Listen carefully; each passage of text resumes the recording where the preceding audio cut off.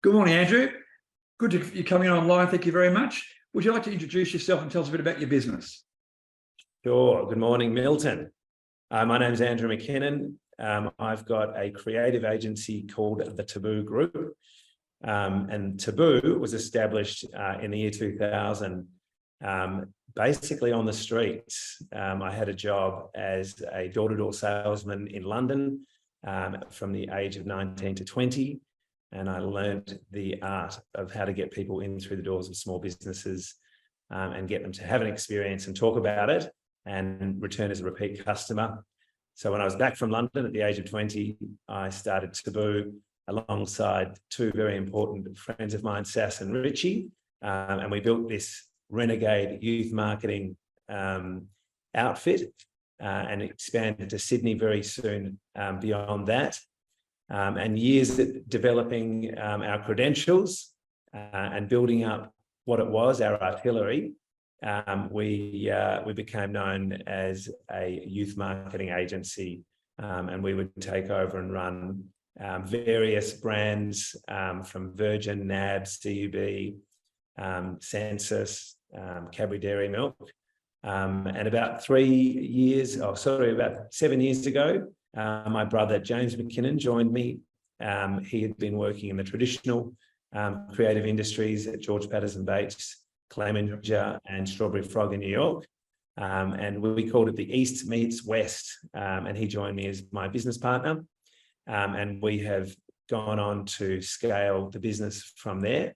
And we established ourselves in the industry because I was more of the renegade type and had come from the streets. He had more of the, the classic advertising agency experience. We started to build the brand of Taboo became a contender for lead agency roles. And we've occupied those sorts of roles with Coopers, TAC, Telstra, Mecca, Champion, Nike, many, many more brands in Australia. We're based here in Melbourne. In our own building that we've created fit for the purpose. Got about 30 employees. The reason why people come to us is mainly these three core beliefs, and that is what a brand does is more important than what a brand says. People are a brand's most powerful medium and do well by doing good. And so what we try and do is get people to have a particular engagement or experience with the brand that's so true to the core and the essence of that brand, but also unexpected and meaningful, that at the end of it, they become compelled to drive the message and become heroes and advocates of the brand. So we really try and get other people to talk on the brand's behalf. We've just started a new business called Soon Future Studies in collaboration with Sarah Owen, who we believe is one of the best futurists around. And that's about detecting where culture is going in the future so that we can make sure that we are innovating and building brands and taking it all the way through the market. So, yeah, we're having a good journey, Milton. Fantastic. Has it always been positive like this, or have you had ups and downs, Andrew? Milton, many, many years and many experiences of ups and downs. Yeah. I would say that the first 10 years of my business experience, everything that I did on the side of Taboo, because I've always been a little bit of a frustrated entrepreneur. Everything I did outside of Taboo failed. And Taboo was the thing that stayed true and survived. But because I started the business at the age of 20, I have seriously learned the school of hard knocks. And that means learning by experience with a lack of wisdom. And feeling things out as I go, but I just know that when I have a failure or get a knock, that it's about the bounce, how fast I bounce out. I take the learnings, bounce out, and when I bounce, or when we bounce as individuals, I believe we actually can bounce out higher than what we went in with, so we can actually come out bigger, better, and stronger. Fantastic. I agree entirely. We learn by our failures, making mistakes. If we're not making mistakes, we're not trying hard enough. Absolutely. And I'm pretty ambitious. Like I don't go into, I go into most projects thinking there's a really good chance I'll fail at this, but for some reason I'm not fearful of that. Yeah, very good. I'm excited by the slim opportunity that presents itself, and always the experience as part of the opportunity, and the experience to work with people to create something that's cool. It's never really, in my opinion, to have, tremendous commercial success, which might be my problem. Okay. Who'd be your ideal client, Andrew? Say that again, sorry. Who would be your ideal client? That's a great call. Our ideal client would be a brand that is true to its purpose, a brand that wants to do things differently, that is happy to take and challenge the status quo, take somewhat of a risk, but to pull out for maximum reward. So that means that one of the ways that we go about our work is to get people talking, and you can't get people talking if you're what people expect. Yeah, okay. So we sort of look at, what the industry is doing and what the consumer's expecting, and we find a way, obviously with strategic intent, to be able to cut across that. We've got a particular, we launch brands in culture, or by making sure that they're valuable and desirable within culture. And I would say a brand that is excited about being, leveraging this this consumer segment and then growing from that by becoming topical. Right. Excellent. What's the biggest challenge you're facing in your business right now? I think the biggest challenge that we're facing right now is that staff costs have gone up, and that was driven largely from last year. And with staff costs, they don't go down again unless you actually start removing the headcount. Yep. Clients desire to pay more. They're not happy that the agency fees can't go up accordingly.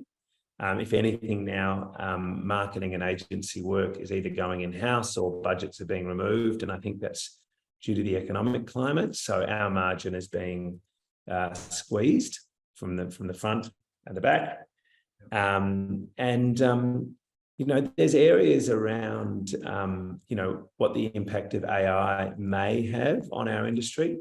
For the moment, I think it's an opportunity, but for the long term or medium to long term, there's definitely some concern. So the role of creative agencies is going to need to adapt accordingly. What's one or two actions you've taken, because of the pandemic, and how are they working? Great call. One or two actions because of the pandemic. The reason I asked that question is that I think it sped up a lot of things that were going to happen anyway. And I think it made businesses look at changes more rapidly, and those that did well out of the pandemic were quick to pivot and change. Yeah. I mean, the first one, which is pretty obvious, is that we started to allow people to work without being present in the office. And that's, again, very, very standard. But we've allowed people to work from afar, which we call a freestyle program. And they can have, depending on tenure, different amounts of period working from their beach house throughout the year. So it could be up to 6 weeks of the year. Someone could say, I want to work from Byron Bay or Noosa, and we will support that. The other thing I think has been about, we had to be more specific about, because staff costs went up, we had to be much more efficient. We couldn't afford to have as many people as we did employ previously. So we had to be more efficient and manage fewer people better. And so that comes from process. And making sure that we are still as effective. At the moment, it feels like, employees are keen to probably, look for pay increase opportunities. And also there's this new 4-day work week that's sweeping the world. And in a service business, that just simply means less productivity. But I think they're sort of starting to check out a little bit earlier in the daytime. There's no longer the big rush at 5 p.m. or 6 p.m., they sort of start to dribble out, from 4 onwards. So it's just about keeping the productivity up with less hours. Right. How do you measure productivity in your business? We measure productivity. It's probably a little bit skew with how we measure productivity. Ultimately, we would measure it by outcome. But the way it probably goes in is through billable hours. So that would be a financial piece, looking at revenue divided by total billable hours, and then getting a percentage per head. And we can sort of hope to see where that's coming from, or which department and which human. And then, I guess from a monthly perspective, from where I sit, we just look at how revenue is tracking against target. And that obviously is in context to our cost base. So are we making a profit or are we making a loss?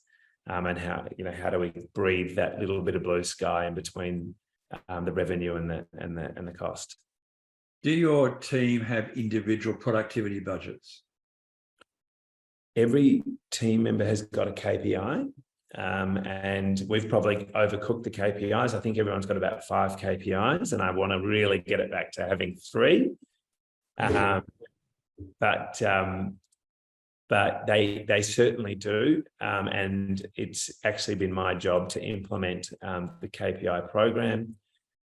We start the year off with a vision, which is pretty sort of set in stone, and then we deliver a set of key company objectives, and those company objectives ladder down into key performance indicators and drivers, and we're really trying to make sure check in quarterly on those and see how they're going throughout the year.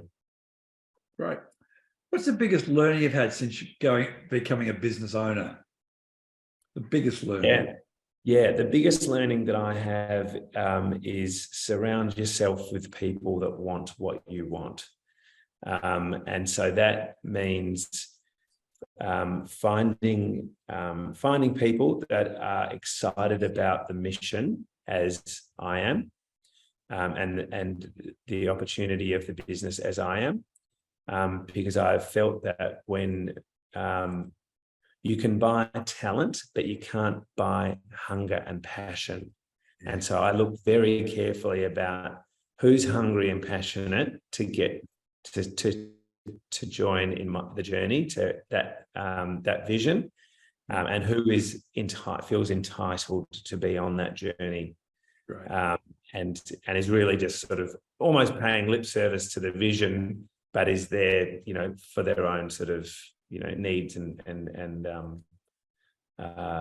purpose. Right. What have been some of the biggest issues you've had to overcome on your journey in business? Some of the biggest issues I've had to overcome. I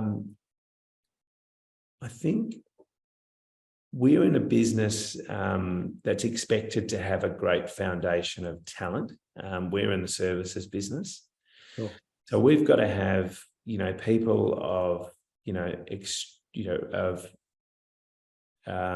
high levels of experience in the industry, which commands, a great salary.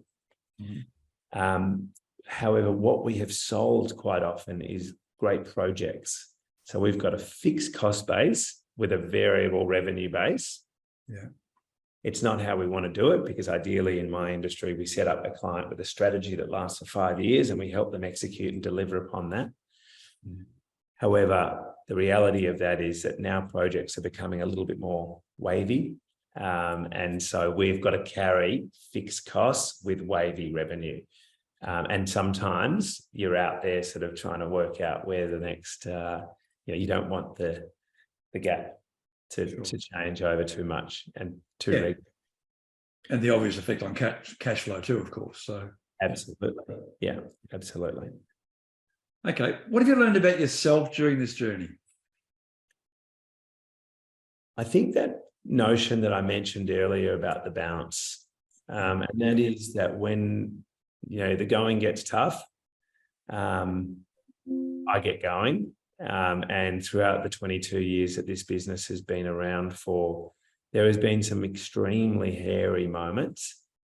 And what brings me a lot of joy, and I celebrate these stories of near failure, is how quickly we bounced out of those situations and went to new heights post it.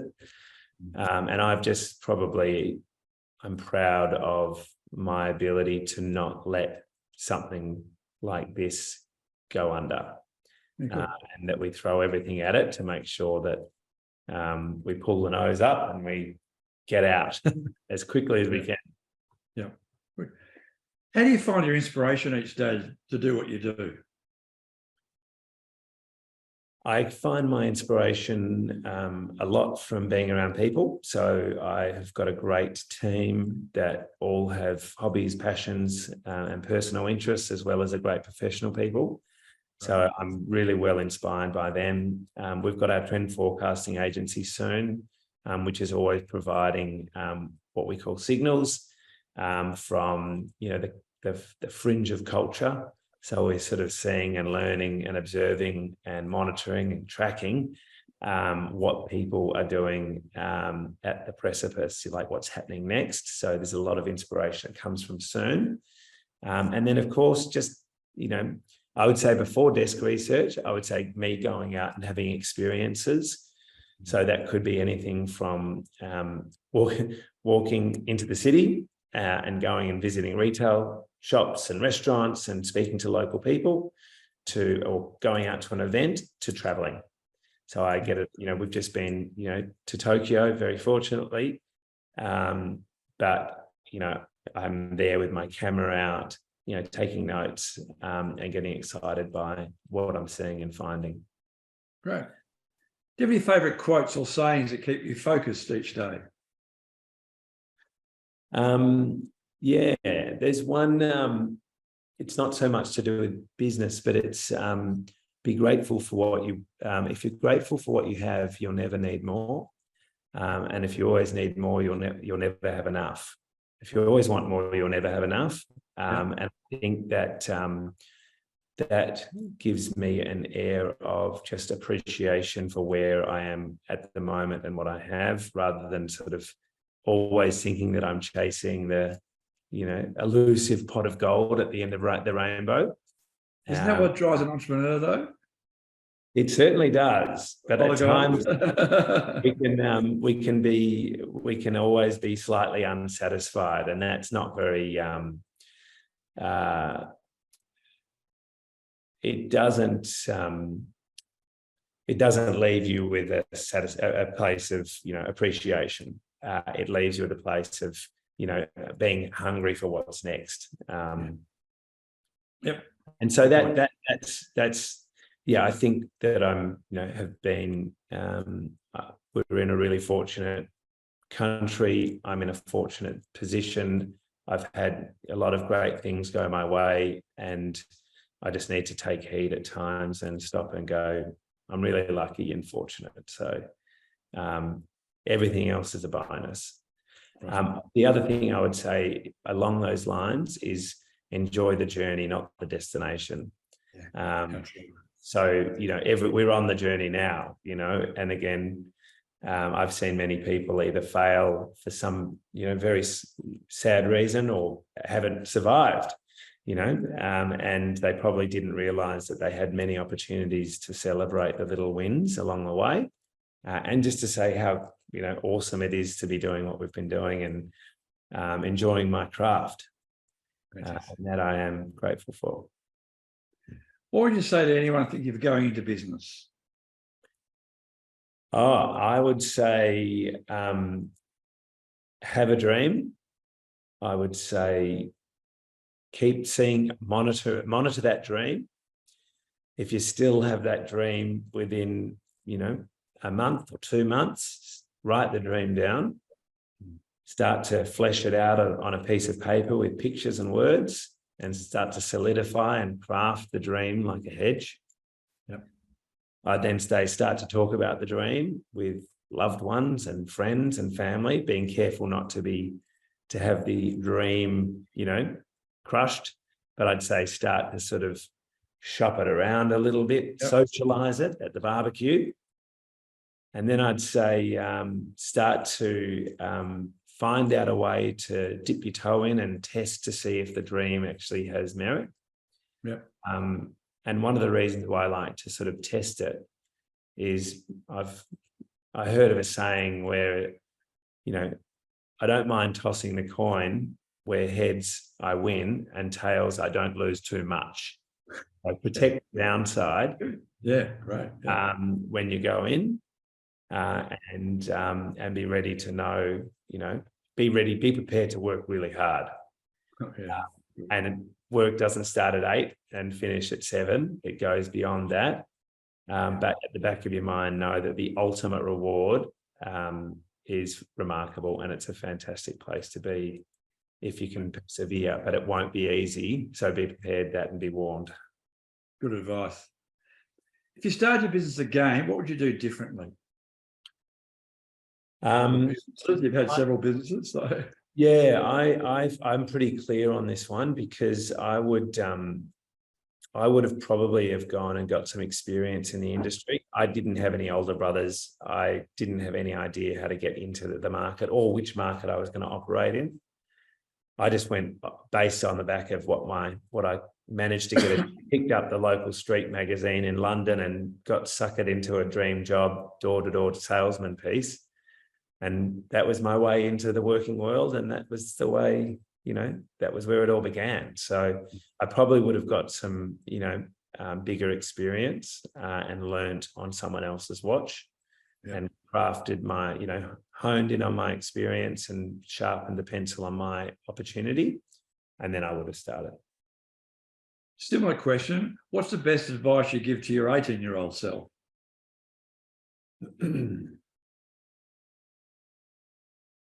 Be the turtle, not the hare. Okay. So take your time. Don't try and race on this. Slow and steady will get there in the end. Be patient, and listen to those with experience. Surround myself with people that can provide me with wisdom and experience to ensure that I learn from their mistakes and minimize exposure. Did you enjoy your school years? Loved my school years. Yeah, we did a year at Timbertop, which is an outdoor school at the base of Mount Puller. And it was filled with hiking and adventuring, skiing and fishing. And then loved playing sport down at Corio Road, football, loved team sports, and obviously was ready to get out into the big wide world. And the academic side was challenging, but I really enjoyed it. Great, excellent. My daughter went to Timbertop too, at Brown Right, so yeah, know it well. Nice. Yeah. I'm a Geelong College. So. I've got to go. Okay, Andrew. Finally, what does the future look like, and what do you see as the main challenges moving forward in the industry, and for you personally? Yeah, it's a great question. The future is exciting. We have just, we're only a year and a half in with our trend forecasting business soon. We are looking to build IP into that platform and sort of make it more scalable, which service businesses are not traditionally very easily scaled. We are using the outcomes and the findings of Soon to help us navigate the pathway for ourselves and our own industry as a creative agency. We are looking as a creative agency to sort of continue challenging creativity norms and helping brands connect, now near and far with their audiences. We believe that we can be one of the best independent creative agencies in Australia, and we want to continue on that quest. We've got a great CFO that has just joined, Johnny Isaacs, who's ex-Clemenger.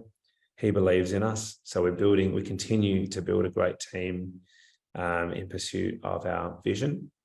And the industry will have, as I said earlier, an interesting few twists and turns with AI. And I think it's going to be about how creative businesses like Taboo work with AI to enhance outcomes faster.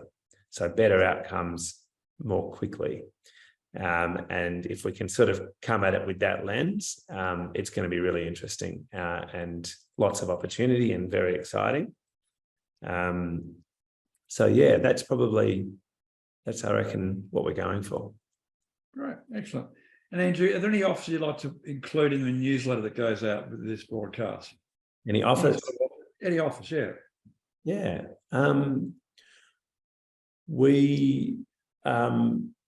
If someone would like to get in touch with us, they can send an email to my organisation, and I will send them a complimentary insights report on the future cities that we did with Broadsheet. It's normally a $500 report. I'm happy to share that for people that would be interested to read it. Sounds great. Excellent. Andrew, thank you so much for your time. That's been great. Really enjoyed talking to you. And thanks so much for the really good answers too. Really appreciate it. My pleasure, Milton. Take care. You too.